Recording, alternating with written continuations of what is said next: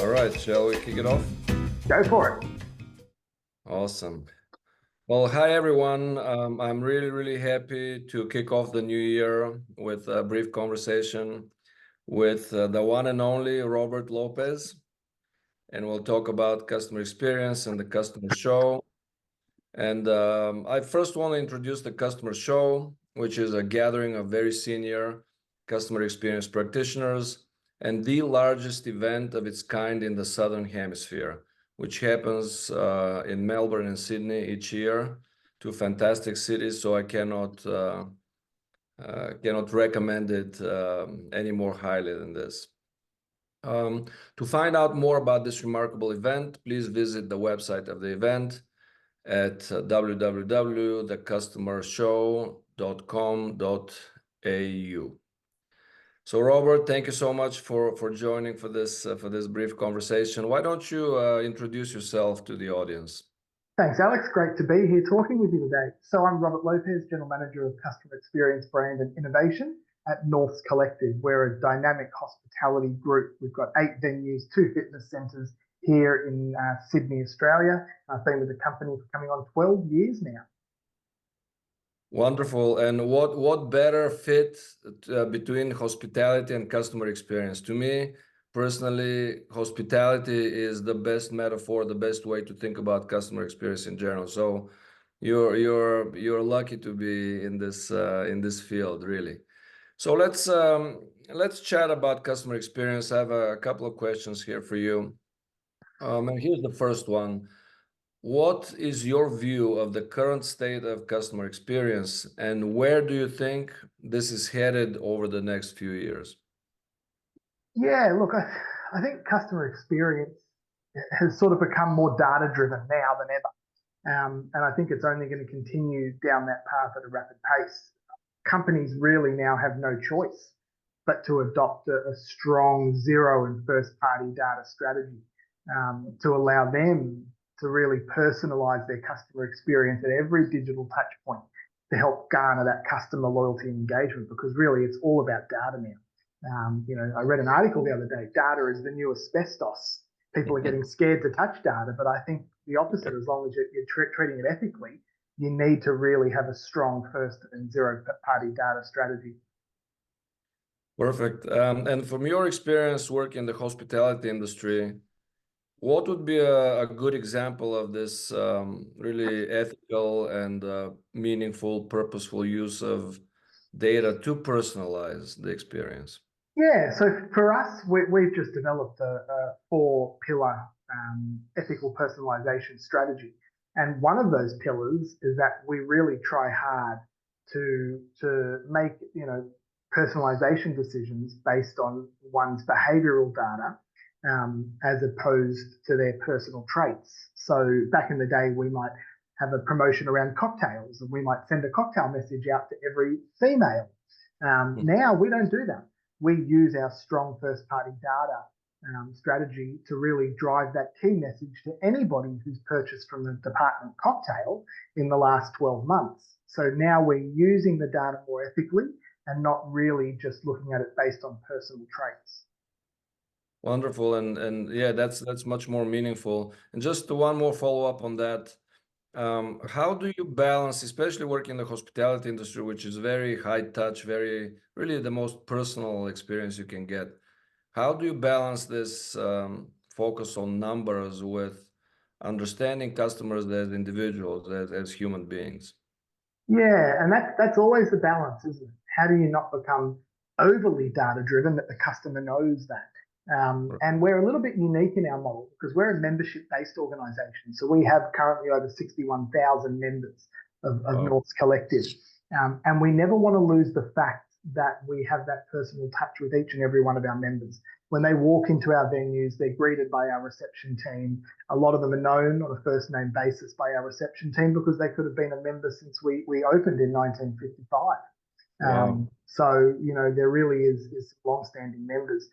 And so we really try to make sure that we're using the data to help personalize the key messaging that we're sending out, but we still make sure that we treat each member individually. So we use the personalization strategy at scale. We definitely do. So we're delivering the right message at the right time to the right customer through the right channel. And it's not always, data necessarily about them. And a good example for that is how we're really delivering messages at the right time. We're using a technology within our Salesforce ecosystem called send time optimization.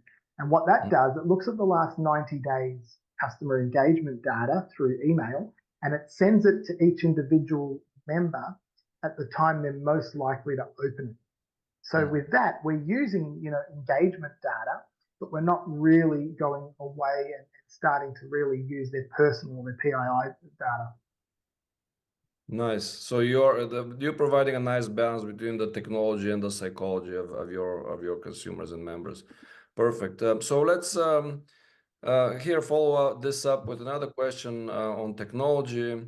And the question is, what is one technology that you're most excited about that will enable you to advance your work, advance this work on personalization and on building this loyalty?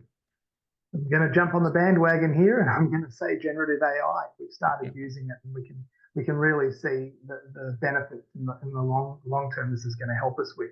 It's never going to replace the need for human touch across all customer experience journeys, but it will improve efficiencies, and it will allow teams such as mine currently to drive quicker results and time to market.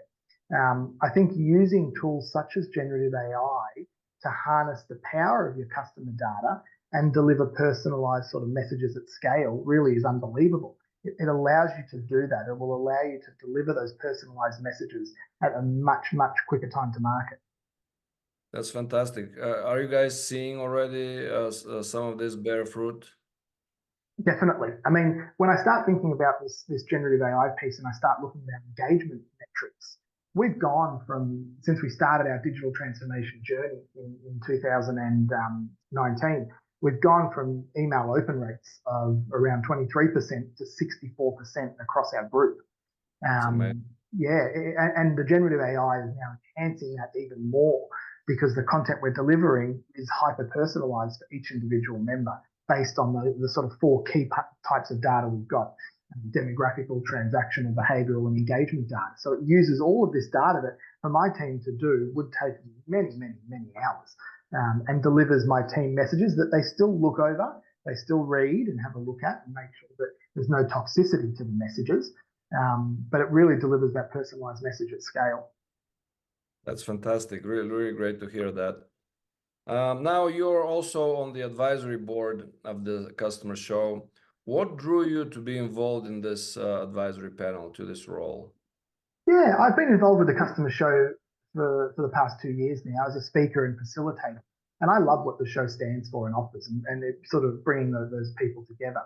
And when I was asked to sit on the advisory board, for me, it was a no-brainer. I really can't wait to help drive outcomes and customer engagement for the 2024 Melbourne and Sydney shows.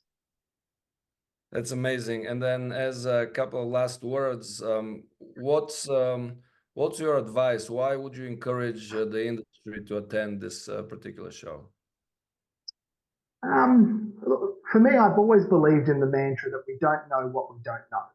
And there is so much to learn from others. I think something like the customer show, an experience like that is a great way to connect with so many people and companies who are experiencing the same challenges as you.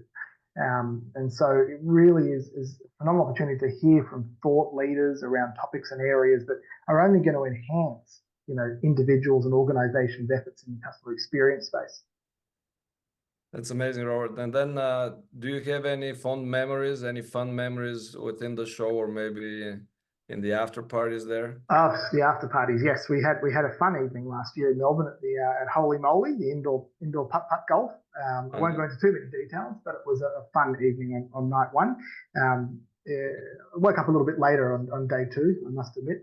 I think really it's the people you meet, and there's connections that I've got today from year one that I still am in touch with quite regularly through LinkedIn and other channels. Some that don't even live in the same state as myself. So I think for me, it really is the people that make the customer show what it is. It's the people who organize it. It's the people who attend, and it's the companies that you get to hear from. That's without doubt. That's fantastic. All right, Robert. So in wrapping up, we covered in this short amount of time, we covered quite a lot. We covered your view of the current state of CX, your kind of foresight in terms of where it's going, in terms of personalization. That was your biggest kind of foresight and hope that it's going down this road of meaningful personalization. And then you also mentioned how in the area of hospitality, you balance data with a personal touch and with deeper understanding of customers as people. Any final thoughts to wrap this up, Robert? Yeah, look, I guess in the end, you know, the customer experience landscape is changing. I said that earlier. It's really up to us now to ensure that our organizations are moving at the same pace and that we don't get left behind. And I think that really underpins why experiences such as the customer show are more critical to attend now than ever. Well, fantastic. And if you have to describe the customer show in one word, what would that be? Oh, I always find these questions tricky. I'm going to go with dynamic. I love that the customer show has so much to offer, you know, across many stages, exhibitors, and sessions. So I think it really is a dynamic experience, and there's lots and lots to learn. Amazing. Well, thank you so much, Robert. It was great to talk to you. Thank you to all that are watching this brief conversation. I look forward to seeing all of you at the event. Robert, I look forward to seeing you in Melbourne on the 7th and 8th of May, and Sydney on the 9th, 18th and 19th of September. Thank you so much.